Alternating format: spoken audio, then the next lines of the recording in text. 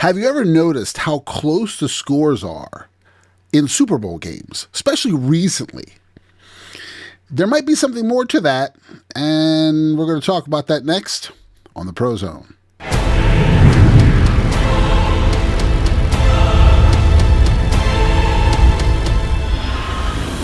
Welcome to the ProZone. I'm Matt Roberts.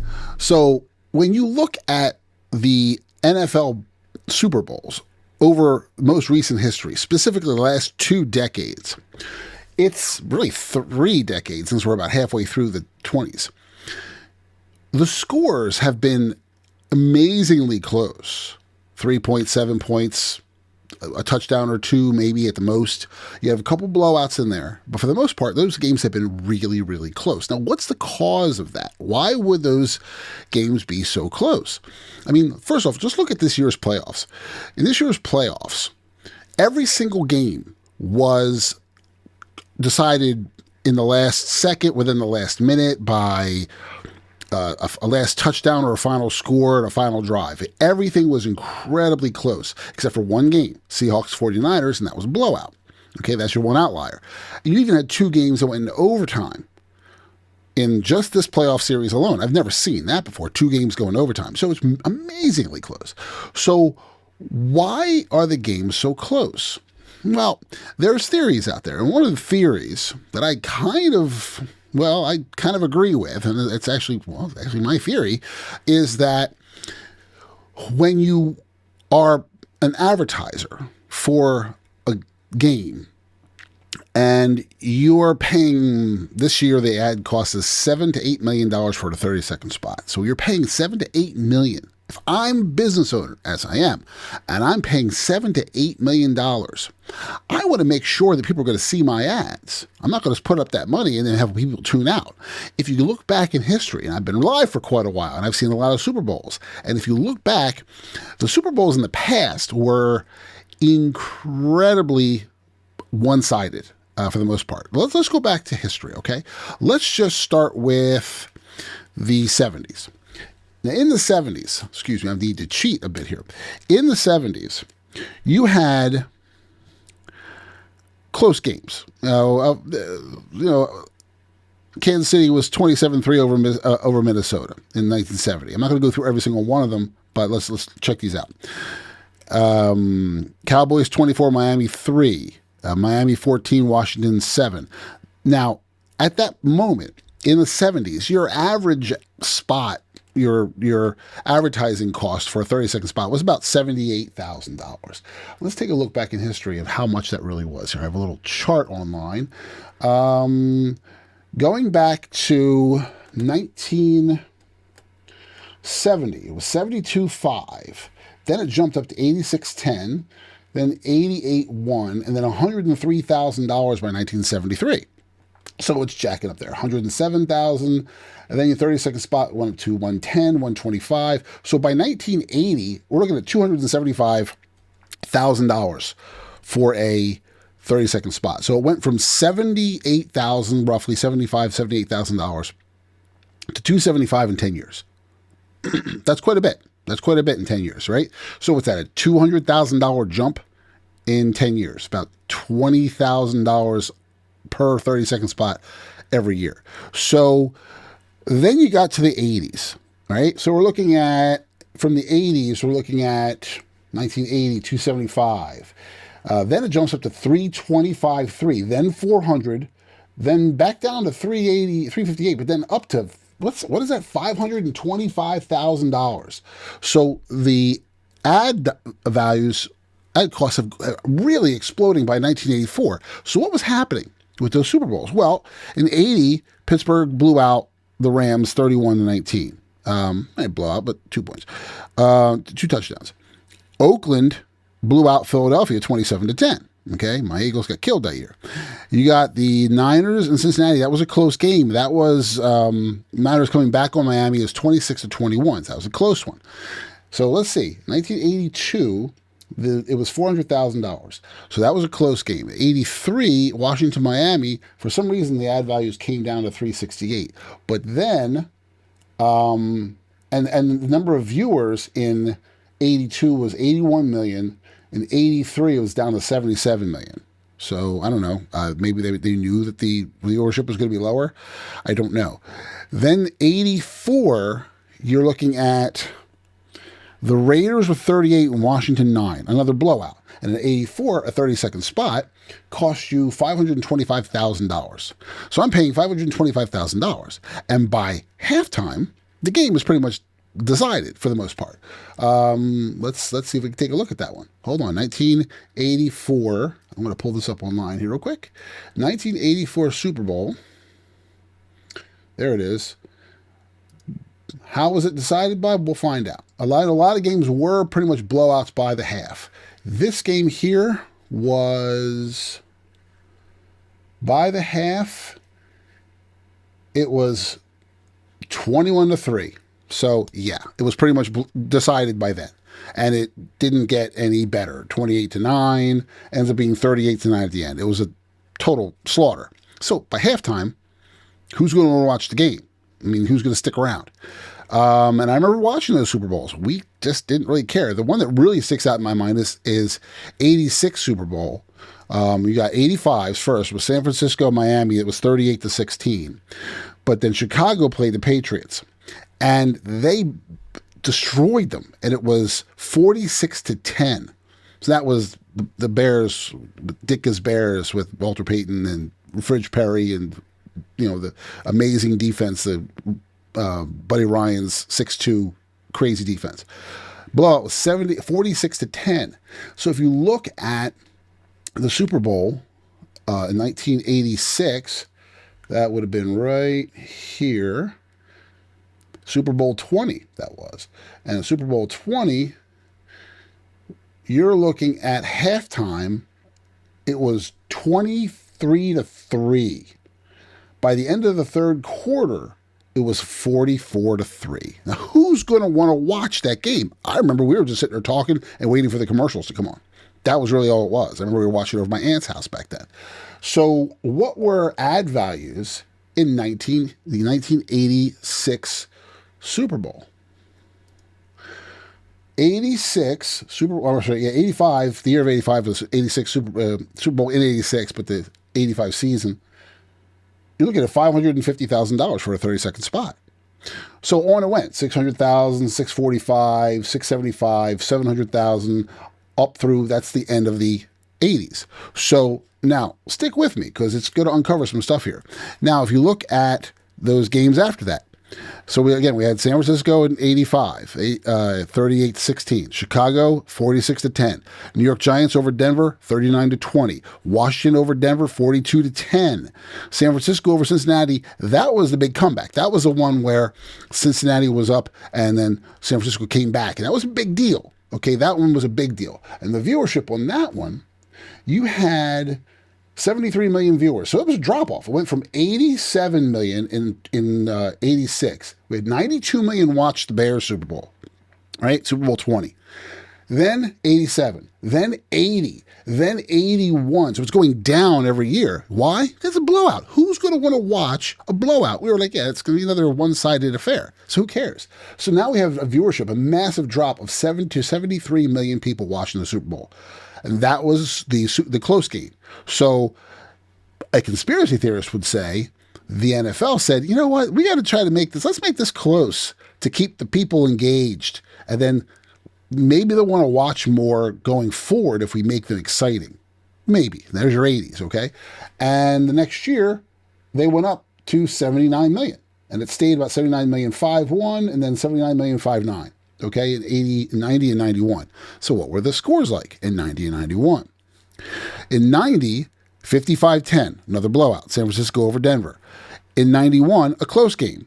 That was a real close one. Giants, Buffalo, that was that Scott Norwood missing the kick at the last second, and they cost the Bills the game. Sorry, Bills. It was a killer. I remember watching that one. I was at West Point at the time, and we were in the day room, and my buddy is a big Giants fan. He was also my roommate, and he's there watching. He's front row, and I'm actually got in front of him, between him and the TV, and I'm shaking my butt in front of him. And I didn't care. I just didn't like the Giants because I was an Eagles fan. And I was like, yeah, you're going to lose, and we're mocking him. And then they damn missed that field goal. I was like, good Lord. We had to eat crow, and he just had to the shit-eating grin on his face, and well, there you go. He got his comeuppance on that one, right? So that was a close game. So that was, 1991, so the 90 season. We're looking at, I'm sorry, was that? Yeah, it was 91, so it's the 90 season. So 79,000,005, okay? The next Super Bowl was another relatively, not really a close one, Washington Buffalo 37-24. Then another blowout, Dallas 52, Buffalo 17. And then the fourth in a row for Buffalo, Dallas 30, Buffalo 13. Another blowout. Let's look at the viewership, okay? After that close game, went to 79.5, then it went to 90 million viewers, then another 90 million. So 90,000,009 and then 90 million. And then in the 94 Super Bowl, it went down to 83 million. So that dropped down. And now we're looking at the 94 season, 95 Super Bowl, San Francisco 49, San Diego 26. And again, another blowout. Dallas 27, Pittsburgh 17 in 96. 97, Green Bay 35, New England 21. It wasn't that close. 98, Denver 31, Green Bay 24. That's a close game. And that was the first of Elway's two. Then you had Denver 34, Atlanta 19, another blowout. So what happens there? If you go to 1998, let's go back one. So 97 season, we're looking at 90 million. So it went down 94 million viewers, down to 87 in Super Bowl 31. Then Super Bowl 32 was 90 million viewers. That's up. That was, I think, the first of two of Elway's. And then it went down to 83.7 on Super Bowl 33. And by that point, your ad dollars went from $1.29 million to $1.61 million. Now, here's where things are interesting. 1999 season, okay, or 1990, I'm sorry, the 2000 Super Bowl, the 1999 season. This is where the worm turns. In 2000, you had the Rams versus the Titans. Now, this is the linchpin for everything changing.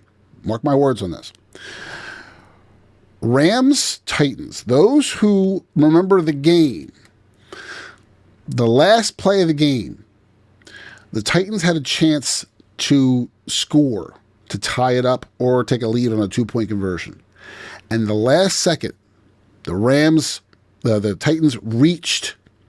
So in that game, Kevin Dyson reaching for the goal line, missed by 1 yard. By 1 yard. Final play of the game in regulation. It is caught by Dyson. Can he get in? No, he cannot. Mike Jones made the tackle. Gut-wrenching. Gut-wrenching. And everyone was tuned in. I was stationed in Georgia at the time, and we were having a Super Bowl party at my apartment. It was great. You know, the guys were over, were just, doing, pizza, all that crap, beer. And that was one of the most exciting Super Bowls that I'd seen in a long time. Well, when you're doing that, right, what was that Super Bowl number? What number is that? That was Super Bowl 34? Oh, yep, Super Bowl 34, okay? The Super Bowl 34, you're looking at 34, there it is, 88 million viewers, okay? 88 million. So it went up for that one because it was a well-hyped-up contest. So on that game, here's what I think happened. Now, at that point, your average ad revenue in the 90s was about 700,000, but this here is, they got it at about 2.1 million at that. Well, actually, when you hit 2,000, it jumped up to 2.1 million. So it was 1.6, or for Super Bowl 33, to 2.1 million. So it went up 5 million. Interestingly enough, they commanded $5 million more for every 30-second spot. And it just so happens that the game was an incredibly close game. Now, conspiracy theorists would say the NFL knew that it was going to be a close game, and they were able to jack up the ad revenue or the ad dollars because they knew this, and they could promise their advertisers who are buying the slots that more people would watch. That's what a conspiracy theorist would say. Okay? But there we have it, 2.1 million. Now, here's what I noticed after that. After that, they kind of let it play out. And then you had the games get really, really close for a very long time. Let's take a look at the history of that one, okay? 2001, Ravens played the Giants. Now, I remember that Super Bowl because I was stationed in Texas at the time. A young lady who I knew, who was just a friend of mine, she invites me over. Would you come over? We're going to have a Super Bowl party. All my girlfriends are going to be there. I said, are they bringing their husbands? Or am I going to be the only guy there? No. They're bringing their husbands and boyfriends and stuff. And I said, are you sure? Yeah. Oh, yeah. So I went over. We made chili. I made chili. And then we get there and all women, all wives. And it's like, Jesus Christ. And I was sitting there on the floor. They're back there yapping, eating chili. And I'm sitting Indian style on the floor right in front of the TV with them behind me. It was awful. But you had the Giants and the Ravens, and that was Trent Dilfer was the quarterback. Trent Dilfer just had to show up because the defense for the Ravens was sick that season, and they destroyed the Giants 34-7. It was just an absolute slaughter. That was also the year of the dot-com bowl. When dot-coms were a big deal. So all these investors came in and they funded all these startup dot-com companies. And the dot-com companies, they blew their wad on Super Bowl spots, and like every other commercial was something.com, and there were so many. .com was kind of new back then. Like we weren't really used to all that online stuff. It was getting there, but it became it increased in prominence that year. Okay, it was percolating up for a few years. Now all of a sudden it was massive, but everything is freaking .com. And I think I remember pets.com was one that I remember. Monster.com, which was an old job site. I don't even know if it still exists. And I believe Amazon was advertising back then. I think so. I know Monster and Pets.com were, but the rest, there were so many. It got confusing. Like, I don't know who these .coms are, but they all just spit their wad on that. So here you go. NFL's charging, was it $2.1 million for a 30-second spot, and they're selling out. And then a blowout. It was a kind of boring game, exciting for the Ravens fans, but boring for the general audience. So that one, I say, you know what? I think they just let it play out like normal.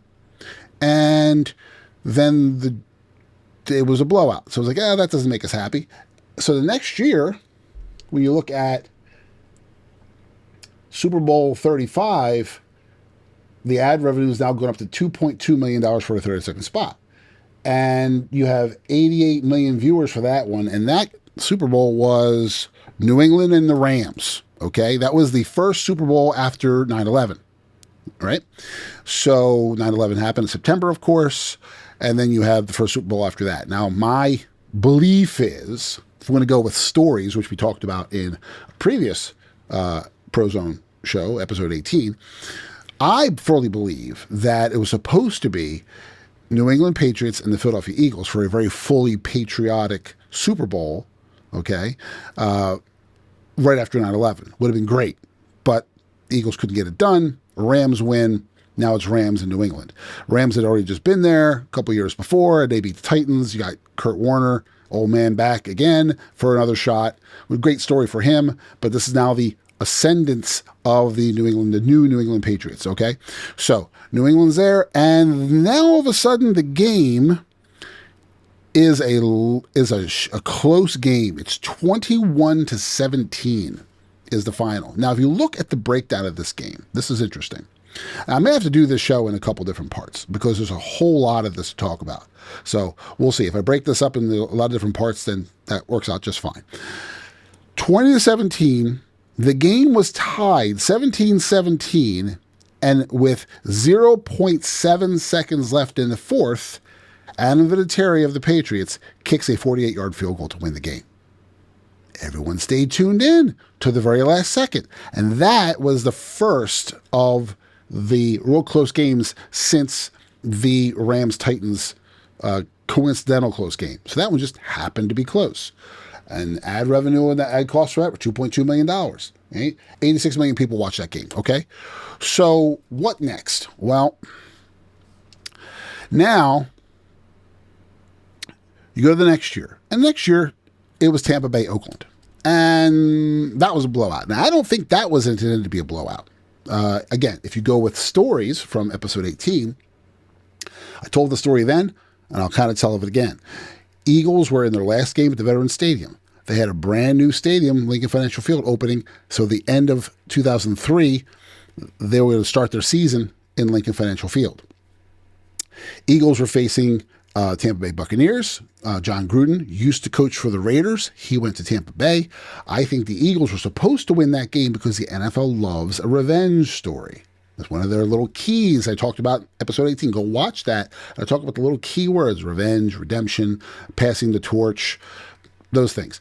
So the Eagles blew that game.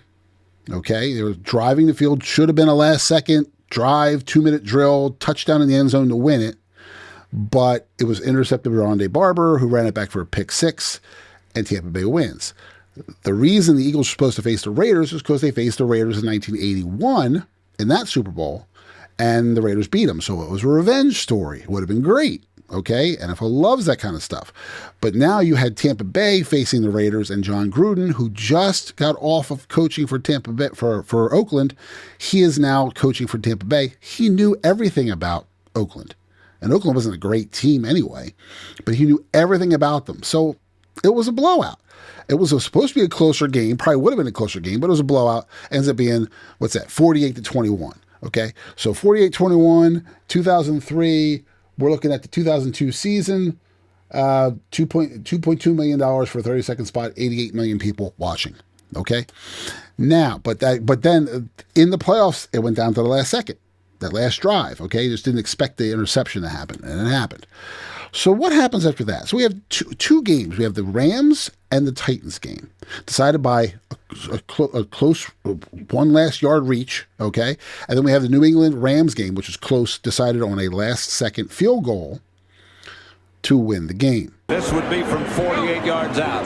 And this has been a year about Vinatieri and making some great kicks against the Raiders. Two of the greatest kicks that I've ever seen in my life. Here comes one of greater importance if he makes it, and it's right down the pipe. Then you had, in between those, you had a blowout, 34-7, Rams and Giants, and then you had Tampa Bay blowing out Oakland 48-21. What happens next is interesting.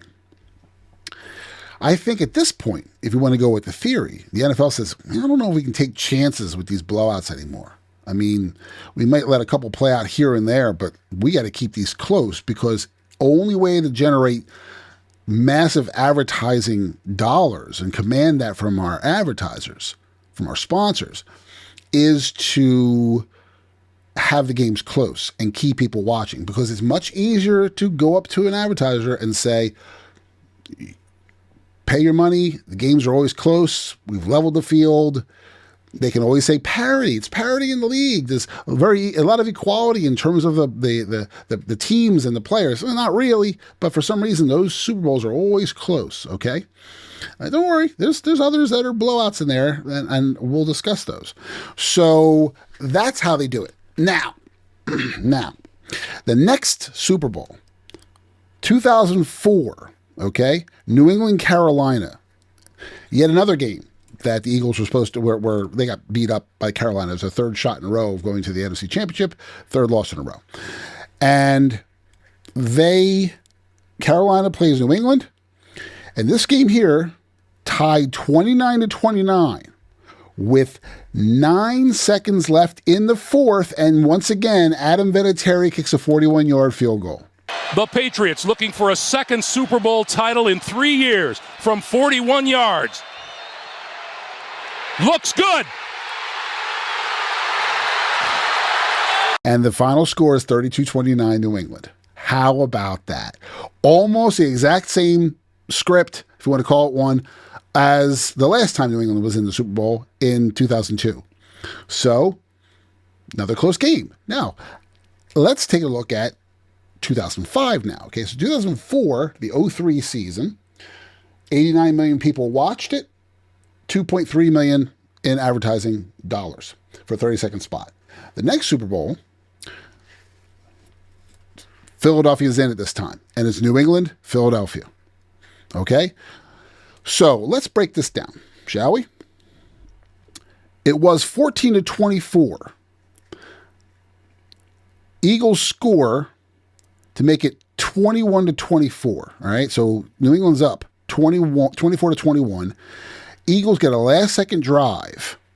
They're driving down the field, and the Eagles scored late in the fourth, by the way. Scored late in the fourth to make it 24-21. Okay, so they're coming back. So now it's a 3-point margin. Eagles with the last-second drive after the punt, and they're driving down the field, and I remember going, oh my God, this is 2-minute drill, trying to win the game at the last second. But once again, much like with the Tampa Bay game, McNabb couldn't pull it off, Andy Reid couldn't pull it off. So interception at 17 seconds, and that was that. But they were working for the comeback story that the NFL likes to have, right? So, but here we are, 3-point difference once again, and down to the last second. Just saying, that's 2 in a row now. So now the trend begins, okay? So that's 2. Again, that was, the 2004 season. So we're like 88 million viewers, $2.4 million per 30-second spot. Boy, the NFL's making bank on that. In an NFL game, in a Super Bowl, you're looking at between 70 and 100 commercials. 70 and 100 commercials. Now, it's a combination of national spots and in-game brand placements, okay? But like, for example, Super Bowl, this Super Bowl here, you have a 30-second spots. Oh, I'm sorry. They're going for 8 to 10 million. 8 to 10 million. 7 to 8 million was for the playoffs. 8 to 10 million for a 30-second spot this year, okay? With local and national air exceeding 40 minutes. So the 30-second spots are priced $8 to $10 million, and there'll be 70 or more high-budget commercials, okay? So let's just say 70. We'll go low end, 70. All right. If there are 70 commercials and you're paying 8 to 10, let's say $9 million. So what is that? Look at it, $630 million. That's how much the NFL can earn with advertising spots on the low end of 70 slots. I mean, if you're doing every other spot after that is at least $9 to $10 million. If it's $10 million, you're making $700 million. Okay, so let's just say they had another 10 spots in there at $10 million. There were almost $1 billion in advertising revenue alone. Are you going to want to leave that to chance? Or are you going to want to command more money because the games are close? That's something you have to think about. Now, let's take a look at the next one. So we already had 2 real close ones in a row. Okay, well, and 3 of 4. You had, let's go back and recap it. You had the close game, New England over the Rams, decided last-second field goal, okay? You had blowout, Tampa Bay over Oakland, but then you had New England over Carolina, last-second field goal, 41 yards from Vinatieri, and then a 24-21 close game, Philadelphia, New England, another 3-point decision. That's 3 New England wins, 3 3-point victories in a row. Interestingly enough. The next year, Super Bowl's 06, this one's interesting. It was Pittsburgh-Seattle. Now, I have a whole nother theory about deciding the outcome of a game. That's an interesting theory. If you're a conspiracy theorist, it's interesting. But I'm not going to talk about that here. That's another show, okay? This one here, 21-10, that's the game where I remember watching that game. I'll touch on this. Something to consider. Before the game, there were interviews with Jerome Bettis and Bill Cowher, because both were talking about retiring, especially Bettis was retiring, okay? So there's a lot of talk about that. And that was a big focus. But then Sean Alexander, who was the MVP of the league and running back for Seattle, they had a little teeny blurb about him at the very beginning, but not much, okay? So most of the focus was on them. So I'm going, wow, that's really interesting that they're really paying attention to those guys before the game. And then when you watch the game, the referees were calling anything big that Seattle did, the refs were calling them back. And I was going, what the hell are they doing? So now Hasselbeck moves to his left, throws, caught, touchdown, but here comes a flag. It's Darrell Jackson who makes the catch. He started running down there. Here's Jackson. He's going to start outside. Then he's coming on the in right there, and then he feels the scramble, so he goes into a scramble drill, and he put that right hand up there.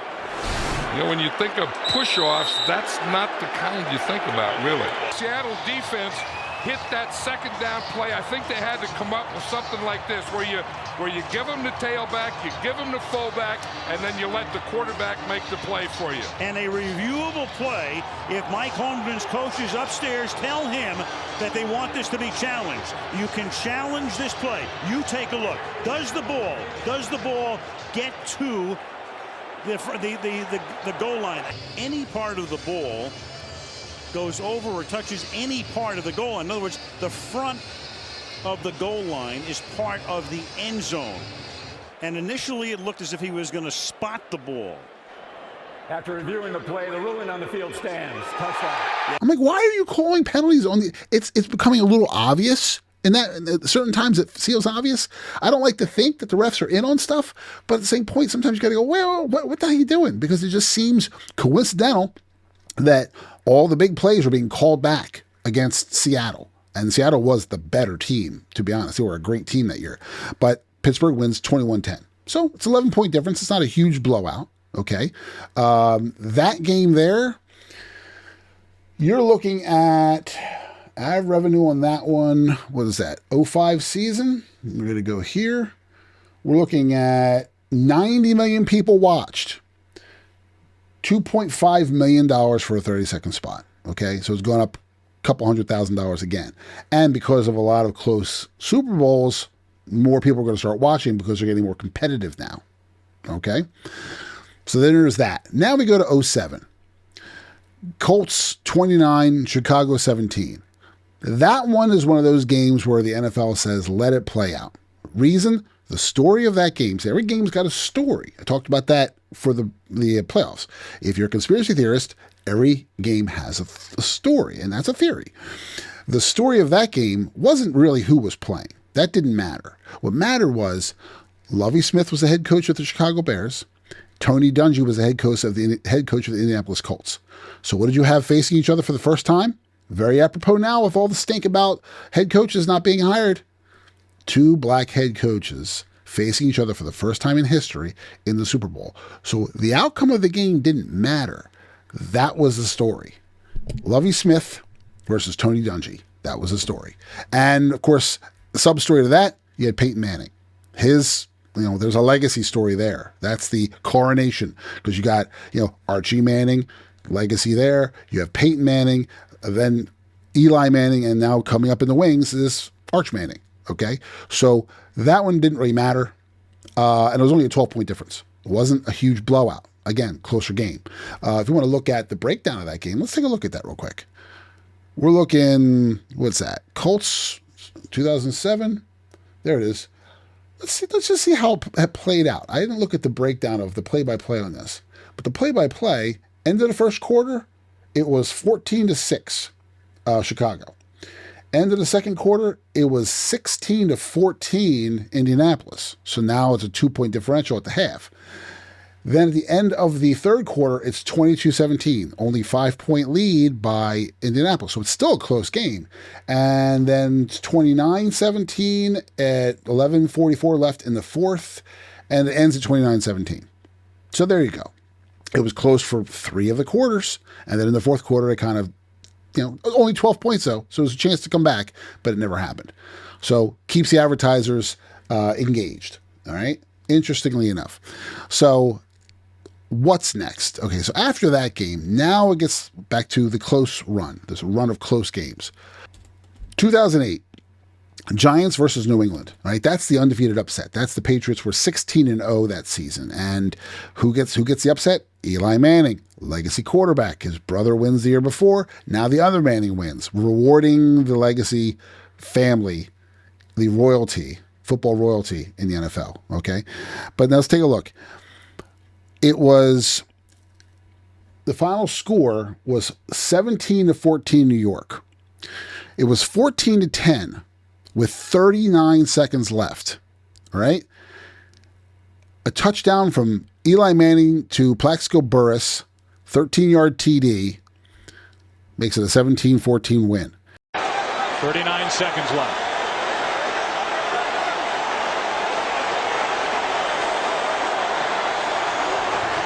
Manning lobs it. Burress alone. Touchdown, New York. And then what happens is all of a sudden, Tom Brady is airing out a deep pass. Okay. I like to call that, what did I call that? My notes on that one was called deep pass drama. At the end of a game, all of a sudden, the game is close. We set up for a deep pass drama. You're going to see that deep pass drama with Brady yet again versus the Philadelphia Eagles in 2018 when the Eagles won.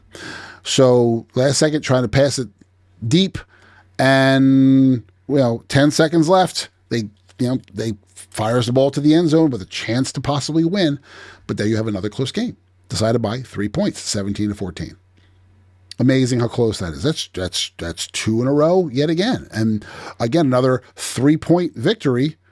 Amazing. But this time it's on the side of the Giants winning and upsetting the Patriots. 2009, Pittsburgh versus Arizona. Okay, 4-point win, 27-23. That is, what Super Bowl is that? Super Bowl 43. Okay, 27-23.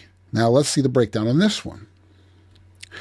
It was 23-20 Arizona with 2 minutes and 30 seconds left. At 42 seconds left, Roethlisberger throws a TD to Santonio Holmes to make it 27-23. Miller slot left. Washington outside left. Roethlisberger has time. Throws to the back of the end zone, and it is caught for a touchdown by Holmes. And that's another 4-point close game to the very end. I mean, you look at it, 42 seconds left, and they throw a touchdown. Amazing how close everything was. Well, that's going to keep people watching. So let's see what the ad dollars were. That was it 2009? So it is a 2008 season. We're looking at almost $3 million, $2.99 million per 30-second spot.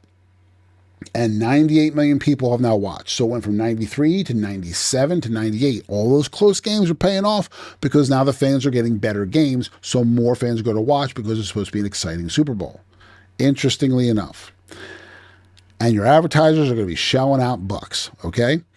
Now, the next Super Bowl, that's the one where we've had 3 real close games in a row. And when I've noticed a pattern, when there are 3 close games in a row or a number of close games in a row, the NFL then says, okay, let's let one play out. Let one play out. Because we don't want people to get suspicious, if you want to believe the theory, we don't want people to get suspicious that we're keeping them too close intentionally. So let's just have one go natural. Okay. Well, 2010, New Orleans over Indiana. Now that I call the Katrina Bowl. Why? In 2005, for those who don't know or don't remember, Hurricane Katrina hit New Orleans and decimated the city, and it destroyed the New Orleans Superdome. Okay, so the Saints had to play all their games on the road that year, and ended up being 3-13. So they had an opportunity for New Orleans to get a Super Bowl, and the NFL likes to reward teams to help them along. New Orleans, I think they beat Green Bay in the NFC Championship game. And when they did that, I said, yeah, this is the NFL wants them to win. They're going to win the Super Bowl because that's the story. So they end up playing Indianapolis and also payback to the New Orleans for that, again, for Hurricane Katrina, 31-17. But you say, well, that's not a close score. Well, let's take a look at the actual breakdown. It was 17-16 in the fourth quarter with 6:23 left. 17-16 Indianapolis. Drew Brees to Jeremy Shockey at 5:46 left to make it 22-17. And then 2 plays later in the town and where he went to college from right here in Miami, you get Jeremy Shockey just on a simple slant route. Then an interception by New Orleans for a pick 6 with 3:12 left to make it 31-17. Just when you thought Manning was going to get this done, here comes Tracy Porter with the pick. What a great read. 674 yards the other way. And instead of it being a tie game, the Saints are up 2 scores in Super Bowl 44. There you go. They were tied or really close by 1 point with 6:23 left. And then magically, in 3 minutes, they scored 2 touchdowns. So you got everybody sucked in for a while, and then you make it dramatic at the end, and there's that. Interesting that. See, even in a game that's going to be set for New Orleans to win, they kept it close to keep people watching. Are you seeing a pattern yet? I mean, I don't want to think this way, but I've been studying it for years, and I've seen the pattern for years. And I really came up with the concept like back in 2012. I went, yeah, this is weird. These games are all close. And I did some more research. So, yeah, some stuff's conspiratorial. This thing, I'm like, well, are you trying to say that the NFL sets it up? I'm trying to say that it's a possibility because the NFL could be like professional wrestling. It could be. Like I said in episode 18. Watch episode 18 of the ProZone Show. It could be like professional wrestling where the outcome is this. How they get to the outcome is fluid. But as long as they get to the final outcome, that's the outcome that they want. And if they can keep it close by penalties or different circumstances, well, are you trying to say that they pay off players? And they could. Watch episode 18. I explained it there. What I don't say in that is the referees. Could they pay off refs? Refs could be the catalyst for everything. I mean, they're totally controlled by the NFL. The NFL, they owe their whole careers. They do nothing else. They're NFL refs. So their whole career is owned by the NFL. So what happens? Well, you're going to do this, this, and this because we want you to do it to keep it close, like referees in professional wrestling. They know what the outcome is going to be. They can ring the bell. Example, the Montreal Screwjob. Bret Hart versus Shawn Michaels. Okay? Bret Hart was going to leave, go to WCW. He was in Calgary, his home arena. He wanted to win. Usually they let you win at your home arena. Okay? But Vince McMahon didn't want him to win. So he was supposed to kick out of the sharpshooter that Shawn Michaels put on him. And then Vince McMahon says, ring the bell. You hear him say, ring the bell. And then the referee motions. He tells the referee, ring the bell. They ring the bell. They motion, match over. The referee did what Vince McMahon told him to do. So, well, I mean, hell, let's pull it up. And Shawn Michaels going to grab his ankles. He's going to put him in the sharpshooter, which is Bret Hart's move. Oh, you're kidding me. Michaels, are you going to try to beat Bret Hart with a sharpshooter? Yes, he is. Now Bret Hart's going to reach back. So you hear him say, ring the bell, ring the bell. Referee motions. Bret Hart tries to kick out of his post by grabbing his ankle. Shawn Michaels wins. And Bret Hart still, understandably pissed off about that. But you could do that with the refs in the NFL. You can. You just say, you make these calls because we want you to make these calls. Now, how could you say that? How could you say... Bro, referees were caught cheating in the NBA. They were caught. Period. Busted for cheating. Years ago. Tim Donaghy, in 2007, revealed as an NBA ref who was betting on games and providing information leading to prison time. So here it is, Tim Donaghy scandal. Former NBA referee Tim Donaghy admitted to betting on games he officiated during the 05-06 and 06-07 seasons and providing inside information to gamblers. He set it up. It doesn't even have to be the NBA or the NFL doing it. It could be just the bookies that are doing it. Okay? If these guys if he's going to cheat, then any ref can easily be bought. The precedent's been set. I hate to think it, but I mean, look at the Pittsburgh-Seattle game. Every big play by Seattle was called back by the refs, just by saying. And then if you looked at Kansas City, we're going to get to that. We're going to get to Kansas City. But when you look at the Kansas City Eagles Super Bowl just last year, we'll get to that. All right, let's get back into this, okay? So now we're looking at, we just got done the Katrina Bowl. Next season, we have Green Bay and Pittsburgh. And it's a 6-point game. So how did this break out? So 6 points. Right. Not a last-second thing, is it? Well, let's find out. Going into the fourth, the Packers are up 21-17. At 12:03 in the fourth, the Green Bay now makes it 28-17. Then at 7:40 in the fourth, Pittsburgh comes back and is now 28-25. They get a touchdown and a 2-point conversion. At 2:10, Green Bay gets a field goal, makes it 31-25. At 2:10 left. And then and then deep passes at the end. Again, deep pass drama. And it's a 1 touchdown difference. It's 6 points. But deep pass drama, if you get that touchdown, then you win the game. Just got to do is score 6 points to tie it and then an extra point to win the game. So the game was close until the fourth quarter yet again. That was that Super Bowl. That was in 2011. I mean, we're going through all of it here. 2012. I'm going to go through all of it in detail because it shows that there's a pattern. All right? Patriots see it again. And it's a rematch. Giants versus Patriots Part 2, yeah? 2012, Super Bowl 46.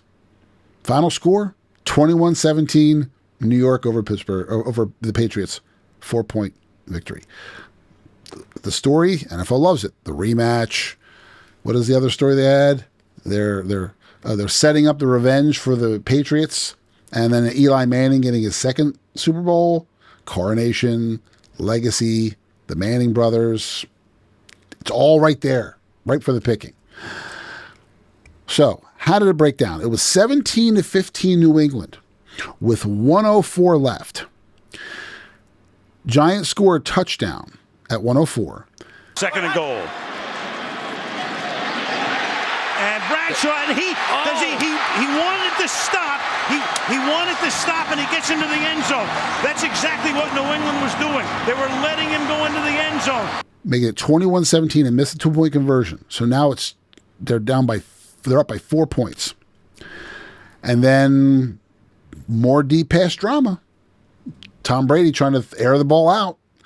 And the last play was at 0.05 seconds, trying to score one more big touchdown to win the game. Another close game. And again, decided at 1 minute and 4 seconds left. People are watching. So that's what, Super Bowl 46? So let's take a look. What are the dollars on that one? Super Bowl 46. So is it 2011 season? There we are. Look at that. 111 million people watching that game. So it went from 98 million in 2008 to 106 to 111. And they're commanding $3.5 million for the 30-second spot in advertising. So you want to keep it close. Now, here's the one that really made me start to dive in and get really suspicious about some things. Right? Super Bowl 47, 2013. Ravens, San Francisco. Okay. That game is sus at every single level. And let me talk you through it. I'm not even going to tell you the final score. Okay? But I'm going to talk you through it. First off, the story of that. You had the Harbaugh brothers. I think John Harbaugh and Jim Harbaugh. Brother versus brother. Awesome. One was coaching the Ravens. One's coaching San Francisco. Fantastic. Here we go. Are you ready? It was a blowout. It was a blowout. At the end of the half, it was 21-6. Okay? 21-6. Baltimore was up. Killing them. And it was a one-sided affair. And I remember I was sitting in the office watching it going, oh my God. My theory of close Super Bowls might be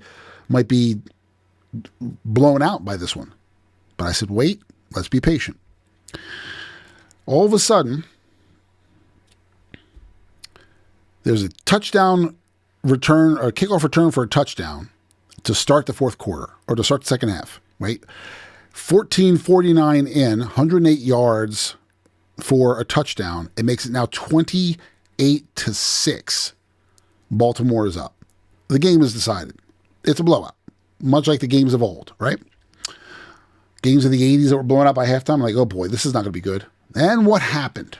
Those of you who know. Those of you who don't know are going to learn right now. What happened?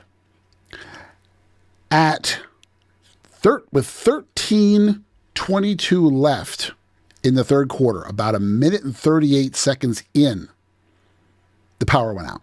Why is the clock stop?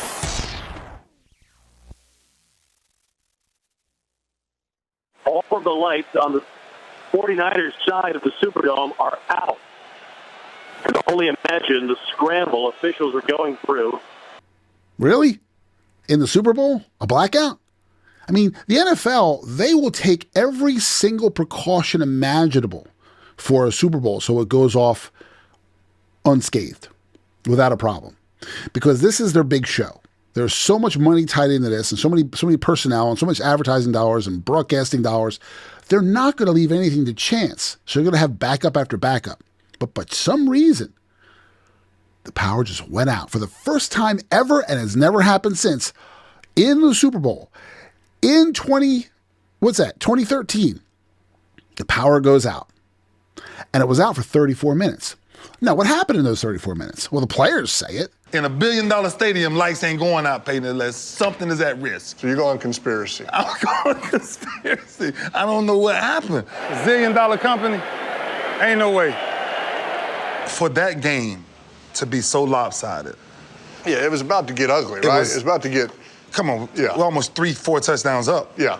It's about to get ugly. It's 3rd down and 13, yeah. I think. They're going to have to throw every play. Guys, this is an executive decision.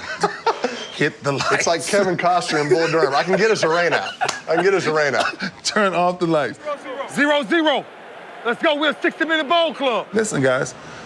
Okay, lights out. They will come back on, and we got to be ready to go. Right, yeah. And when it came back on, we weren't ready to go. This is what the Ravens feared coming out of that half-hour outing. It was too long of a stretch to crank back up into that dominant mode, because momentum is the realest thing ever. You know that. They've said it. It changed the tempo of the game because now the Ravens were hot. And they just started the second half with a kickoff return for a touchdown for 108 yards. They're on fire, and it's a blowout. It's 28-6. Now you've taken the wind out of their sails. It's a prolonged timeout, and it cools them down, and it levels the playing field. And when that blackout happened, I just laughed and went, oh, there's your... I said, something's got to happen. There's got to be some massive comeback or something's got to happen. And the blackout happened. I went, oh, jeez, can't believe that. I couldn't even have thought of that when that happened, right? So what happens after that? Well, in the third quarter, after the blackout, okay, at 7:28 left, all of a sudden it's 28-13 Baltimore because the San Francisco scores again. At 5:05 left in the third quarter, it's 28-20 Baltimore. So now they're battling back. Now they're down by 8 points. At 3:14 left in the third quarter, San Francisco scores again to make it 28-23 Baltimore up. So they're down by only 5 points. Then comes the fourth quarter. Baltimore scores a field goal at 12:57, makes it 31-23. At 10:04, San Francisco, another touchdown. Misses the 2-point conversion, right? Now keep that in mind. That's important. They misses the 2-point conversion. It's 31-29. 2-point difference. Would have tied it up. They're down by 2. Okay. 4:19 left is a field goal by Baltimore, makes it 41-29. And then at 04 left, so that's just 31-29. So they're up by 5. Okay. So Baltimore, who maybe was supposed to win anyway, just didn't matter how they got there as long as they got there. Baltimore, they're up by 5 points at 4:19 mark. But at 0.04 seconds left in the game, San Francisco gets a safety on Baltimore. Gives them 2 points and makes it 34-31. But another close game, which was a blowout at the half. And then all of a sudden there's a blackout and then they battle back. Pretty crazy, right? Little too convenient. But then we go forward. The next year, NFL pulled the... Okay, hold on a second. We gotta chill out on this one. We're making it too obvious. So we have to kind of step back because that one, there's too many things. People lost money on the game. We had the blackout. It's very, very obvious. So what did we do? Super Bowl 2014, Super Bowl 48. Seattle destroys Denver 43-8. That was it. 43-8. Now, that's a total, what is it? Total number of points is 51 points in that game. Just to touch it, the over-under was 47.5. Just saying. Scored 51. If you took the over, you won. But again, That's the topic for another show. Now, let's talk about the big Super Bowl. This is the rematches happening this coming weekend. You've got Super Bowl 49 2015. Patriots and Seattle. We know how that ended, but let's recap it, okay? The final score was 28-24 Patriots. Okay, that was the game where they intercepted the ball on the goal line, right? Patriots intercepted it on the goal line to end the game. But how did we get to this? Okay, you've got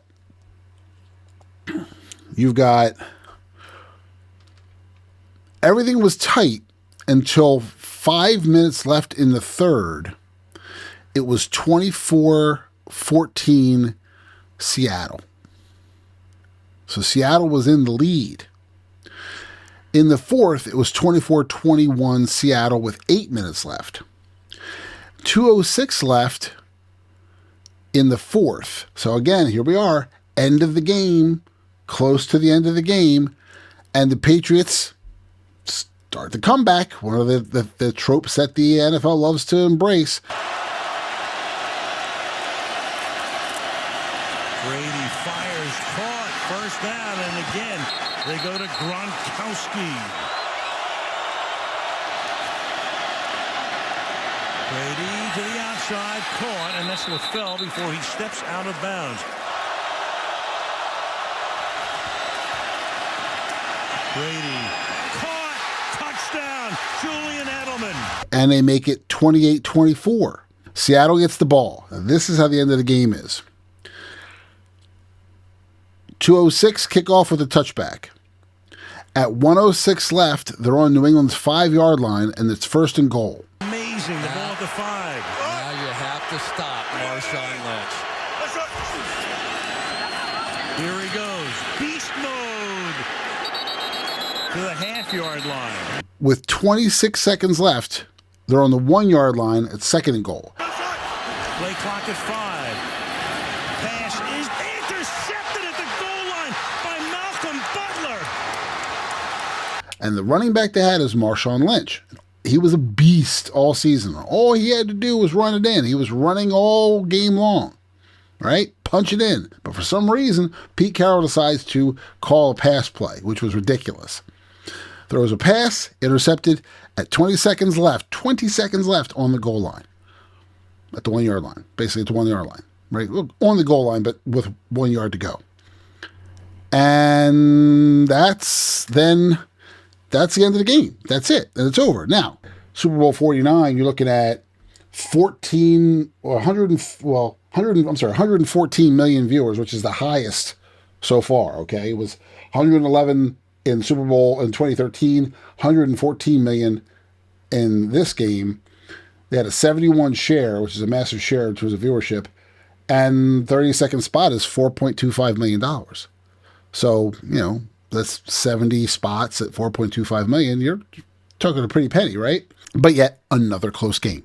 Another game, what is it? Scored, again, keep you tuned in to the last second, right? Keeping it close, and a 4-point difference.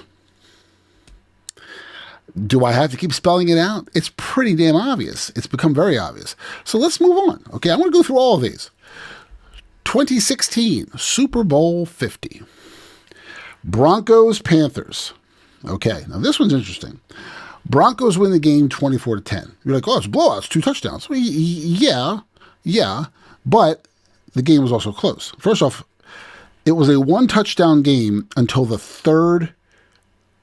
middle of the third. So it was 13-7 until the middle of the third quarter. Okay? So it was 1 touchdown. So it kept everybody tuned in. Then it was 16-7. Then it was 16-10. All right? So in the fourth quarter, mid-fourth, it was 16-10. So it's still a 1-touchdown game until 3 minutes left. 3 minutes left in the game, and it's 24-10. So they kept it close within 1 touchdown to keep people tuned in until the very end of the game, 24-10, and the total was 34 total points scored. So what we're going to do, we're going to look at the spread, and we're going to look at the over-under. All right, first things first. What was the spread? The spread was Panthers -5, which means the Panthers were favored to win this game, and they were beaten by the Broncos. Also gives you Manning solidifying his legacy, giving him his second Super Bowl victory to tie his brother Eli, who has 2 Super Bowl victories as well. So family legacy still intact. So that game was kind of a blowout, right? 2-touchdown victory, but it was still close to the very end. But the story was Manning, and the big payoff was the Vegas says, oh, Panthers are the favorites. I don't know why. I mean, Cam Newton was a lot of hype, but he wasn't nearly as good as they made him out to be. He was more style than substance. And Manning comes in and he wrecks him. So there you have it. Now we go to Super Bowl 51, 2017, okay? New England 34, Atlanta 28. Now that's the heartbreaker for Atlanta. Let's look at the drama of this game that keeps people engaged and really screws with betting.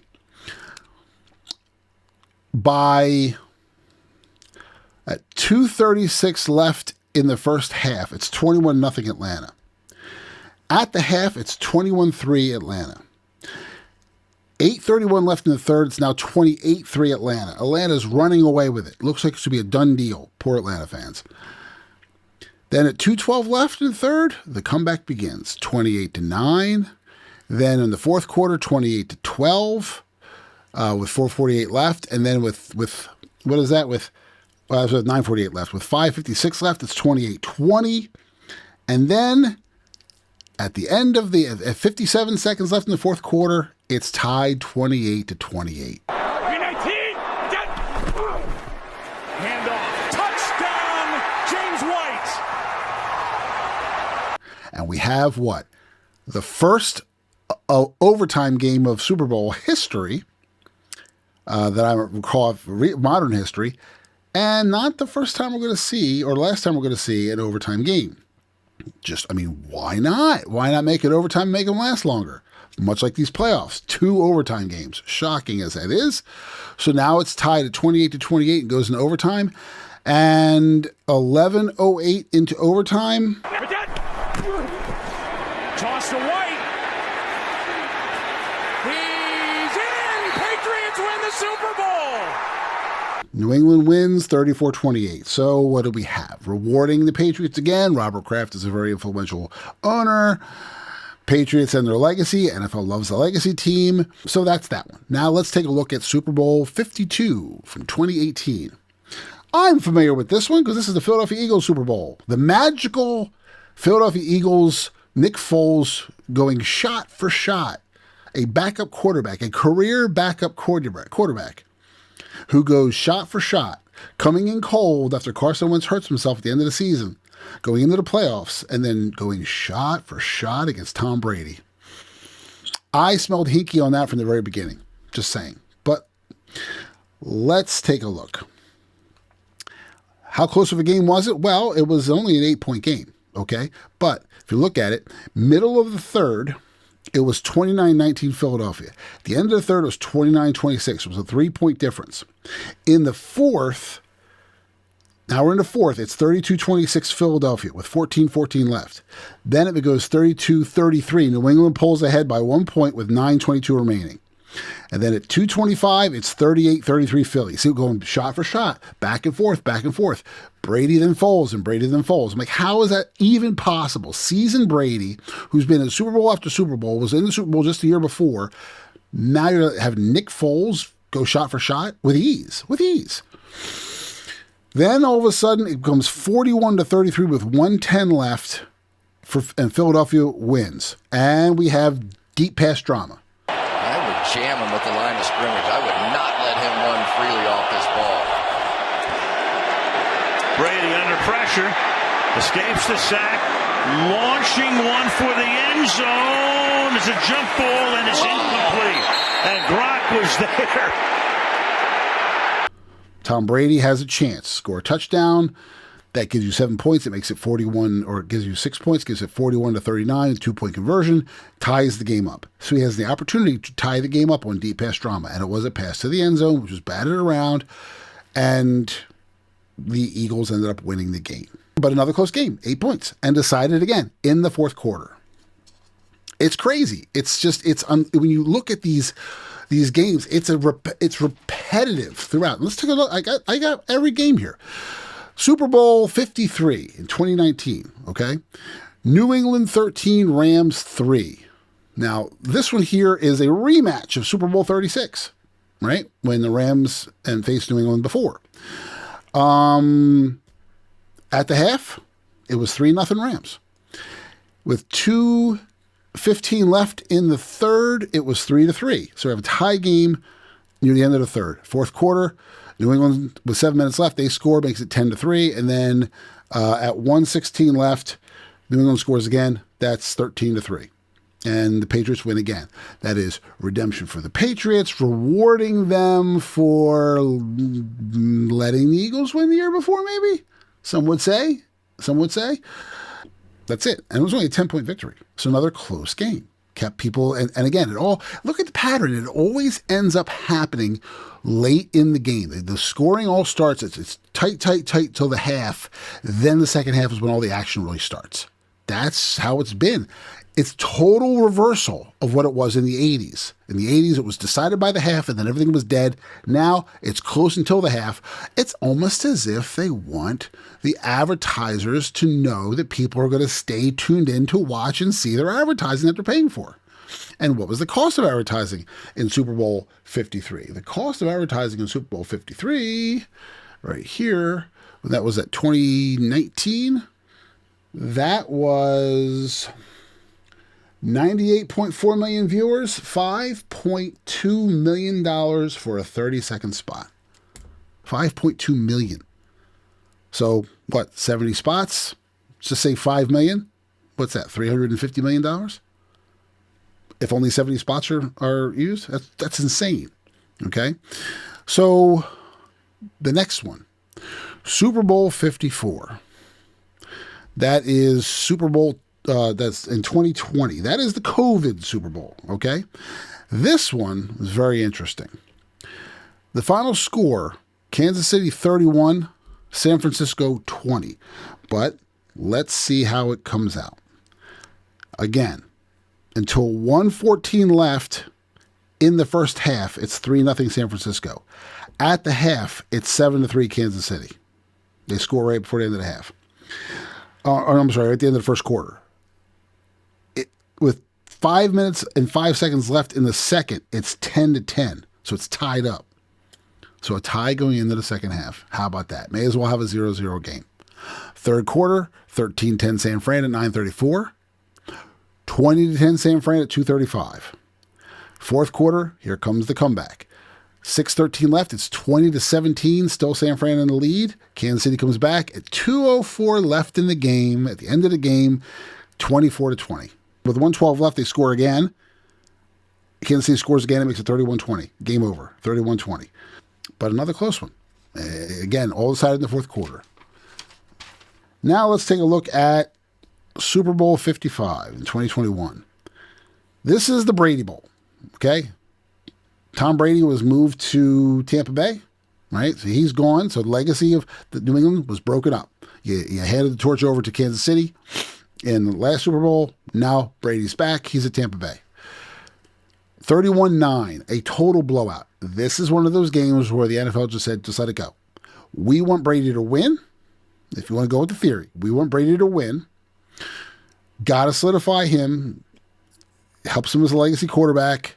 Redeems him for the Deflategate and any of the cheating allegations. Now he goes to another team with no cheating, no deflating of the balls. He wins legit, proves himself a solid winner. It helps them in terms of marketability. And guess who became an announcer for the NFL after he retired? How about that? So they took good care of him for that. So let him go out on top.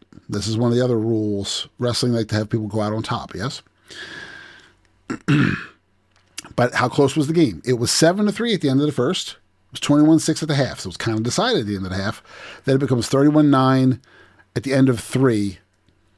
So pretty much a blowout. Again, every once in a while, the NFL will let a game get blown out. So normal, let it play itself out. And then they'll go back to close games again, which they do, which resets it in people's minds. They don't think that, oh, no, it's not going to be it's not set up. The NFL doesn't set things up until the next year.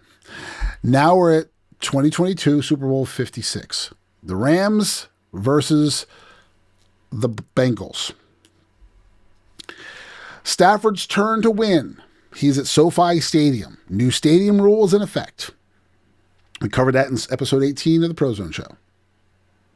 New stadium rule. Get a new stadium, redesign, get a new stadium built. We're going to reward you with profits to help recoup your money that you spent on the stadium. Stafford goes to LA, first year there, and now his second year. So 2020, they made the wild card. 2021, he actually went to the Super Bowl. Okay? So, Stafford's turn. At the end of the first quarter, it was 7-3. End of the first quarter, 7-3. End of the half, it was 13-10, a 3-point difference. End of the third, Cincinnati is up 20-16 by 4, keeping it close. Okay? And then all of a sudden, fourth quarter, with 1:25 left in the game. Second and goal. Pass. Caught. Got it. Touchdown. Rams win 23-20. Last second win. There we go again. Another one. Another close game, 3 points. Yeah. And on to Super Bowl 57, 2023. Kansas City versus Philadelphia. Okay? Kansas City, Philadelphia. This is called Reed's Revenge on the Eagles. That's what this would be. Reed's Revenge. And, of course, the Dynasty team, Legacy team setting up the Kansas City Chiefs, Legacy quarterback setting up Mahomes. This is their new coronation. They had the Patriots. Now they're going Kansas City. End of the first, it was 7-7. It was tied. End of the second, it was 24-14 Kansas City. End of the third, it was 27-21 Kansas City. Philadelphia's coming back. Fourth quarter with 5:15 left, it's tied up at 35-35 with 5 minutes left. And at 11 seconds left in the game, Butker up, got it. Kansas City wins 38-35. That's another two close games in a row. See? This is how it goes. And what was the viewership like on that one? Well, Super Bowl is 2023. We got 2022 here. $6.8 million for a 30-second spot. 113 million people watched the game. Believe it or not, 114 million was the highest amount of viewers for that Patriots-Seahawks game. Okay? Hadn't been that was not surpassed until 2023 Super Bowl. And then it was surpassed. But it's amazing that's why one of the benefits of having Seattle facing the Patriots again, because it drew a lot of numbers last time they faced off. Will it draw that many this year? Don't know. See, people don't seem as excited about it, but we don't know. So again, another close game, 3 points. So what is that? 3 points difference there. 3-point difference in Super Bowl 56. That's 2 in a row. Amazing. Now we go to Kansas City versus San Francisco. 2024, Super Bowl 53.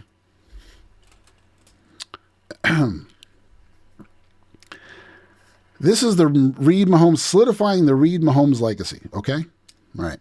Kansas City wins 25-22. How'd it break down? End of the first, it was 0-0. End of the second, it was 10-3 San Fran. End of the third, 13-10 Kansas City. Now we're doing the back and forth. At the end of the fourth, it was 19-19, tied up at 0.6 seconds left, which I told you we're going to see another overtime game, and there it is, another overtime game. Overtime, San Francisco 22-19 at 7:25 left, okay? And then Kansas City at 6 seconds scores to win it 25-22 in overtime. First and goal. Mahomes flings it. It's there! Hardman! Jackpot! Kansas City! And it's another 3-point game. That's 3 in a row, which means you're probably going to... Here's my prediction. If you got 3... Again, we do like about 3 in a row, usually 3 close games in a row, and then they have a big blowout, right? That's usually how it goes. So let's see what happens. Somewhere around, I think that's about right. Usually about 3 in a row and then a blowout, right? Because the NFL has to reset the deck a bit because it gets a little suspicious. And your viewership, that is 123.7 million people watched the game. That's a new record. And advertising was $7 million for a 30-second spot. So what? 70 spots? What if you do 70 spots at $7 million? That's $490 million. If you did it that way, amazing. Amazing how much money the NFL is making on this. Why not keep the games close, right? So since they're commanding more money and they have more viewership, now they can command even more money. And the advertising rate's going to go up to $7.3 million in the 2024 season, 2025 Super Bowl. And here we are, 2025 Super Bowl. So like I said, you have 3 close games and then a blowout or a kind of a bigger spread of a game, right? In points. Super Bowl 59. Philadelphia, Kansas City. Rematch. They love a rematch. They love a revenge story. Said that in episode 18. They love that. Eagles rematch against Andy Reid. Revenge against Kansas City. The NFL loves teams to get revenge on each other. That's why I figured it was going to be Seahawks Patriots this year, because the better revenge story. Good chance for Seattle to actually win the game, but Patriots could be the upset. Depends on how how they want it to fall. Let's take a look. 40-22, an absolute blowout, right? That score is a lot closer than it really was, because at the end of the half, it was 24-0 Philadelphia. The game was decided at the half, and it was an incredibly boring game. Then it's at the end of the third, it was 34-6. The game was done. It was over. And then, let's see here. The final was 40-22. So there were 2 touchdowns and 2-point conversions. So you had 2 touchdowns with completed 2-point conversions at 2:58 left in the game and 1:48 left in the game. That makes it 34, takes it from 34-6 to 40-22. Okay? So Kansas City scored twice in garbage time. But here's the crazy part. When you look at the game, you're saying, well, why was it a blowout? How come it was so unbalanced? It was really weird that the Chiefs looked like they laid down. Well, they kind of did. If you watch the game, you look at Travis Kelce, like there's one play where he just gives up. He doesn't try. And then on the interception by Cooper DeJean, and running it back for a touchdown, he gets through like 3 defenders at the goal line. 3rd and 16. Mahomes rolling out. Looking, firing, intercepted! Picked up by Cooper DeJean. Gets a block. DeJean is in. Touchdown! It's like they almost let him score. It makes me wonder, were the Chiefs told to kind of take your foot off the gas because it's the Eagles' time? If you're a conspiracy theorist, that's one of the theories. Like wrestling, the outcome is supposed to be this. How you get there is different. So, let's take your foot off the gas a little bit. We're not going to go crazy this game. Also, prior to that game, what did you have happening all over social media prior to that Super Bowl? For the whole season, people were pointing out that refs were favoring the Chiefs all season with video and photographic evidence of them spinning calls, ignoring calls against the Chiefs and spinning calls in their favor all season long. So if I'm the NFL, I'm going to go, well, they're kind of on to us. Here's what we'll do. we're going to make sure that the Chiefs are blown out. So there's no questions asked about favoritism. And then we'll be okay. That'll silence all the people online who have been questioning us all season long about the cheating by the refs, saying it's implying that it's a setup. And that's where you have it. So, couple games that are close, blowout. And it goes in that pattern. That's kind of how it is. So this year, if you're going to go with the pattern, you've had a couple big games in a row, but I think it's going to be a close game. Because what they're doing, in my opinion, based off of just history of it, the Seahawks had the bye, so you don't see a lot of them. Then they come out and they play 49ers and they destroy them. They blow them out. That's the only blowout in the playoffs so far. So now they're going to face the Patriots. You're expecting a blowout from the Seahawks. You're expecting it because you just saw them take apart the 49ers, but they were decimated by injuries. You got a quarterback two quarterbacks who aren't like top tier quarterbacks, right? They're going to face each other. I think it's going to be a close game. They're going to keep it close because they want to keep people interested to watch the game. They want to increase the number of bets. They want to make sure they command the ad dollars, and they want to make it where the team they want to win will win. Now, could it be the Seahawks? Yeah, that'd be great for the revenge story. But I think you have Robert Kraft, who's been in the news because he's been passed over for the Hall of Fame, right? Same with Belichick. So he's not getting the respect. So they might be saying, well, you know what? Let's start rebuilding the Patriots' legacy. And then what you do have, and it's an angle that I thought of before, but I didn't mention it in episode 18 or any of my updates. It's the 250th birthday of the country this year. Who better to represent the NFL than the New England Patriots? The Patriots came over to this country. They fought to free the country from Great Britain, to fight for our independence. They were the underdog. You have the underdog Patriots versus the dominant Seahawks.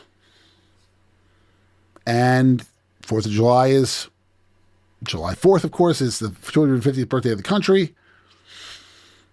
Starting next football season, right after the birthday of the country, the same year of it, you put the ring on the finger of the Patriots, who are representing the NFL, who also has a red, white, and blue logo. Just saying, could that be the story? Who knows? What do you think? I'm curious.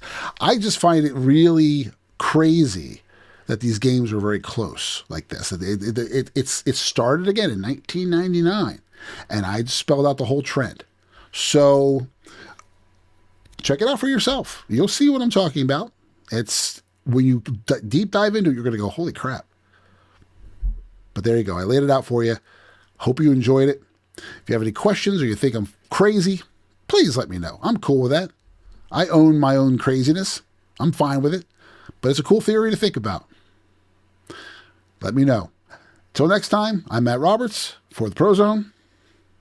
Know your goal. Hey guys, thank you for watching the ProZone. Make sure you check back for more episodes. And if you haven't done so already, like, share, subscribe, and ring the notification bell so you don't miss what we have coming up next.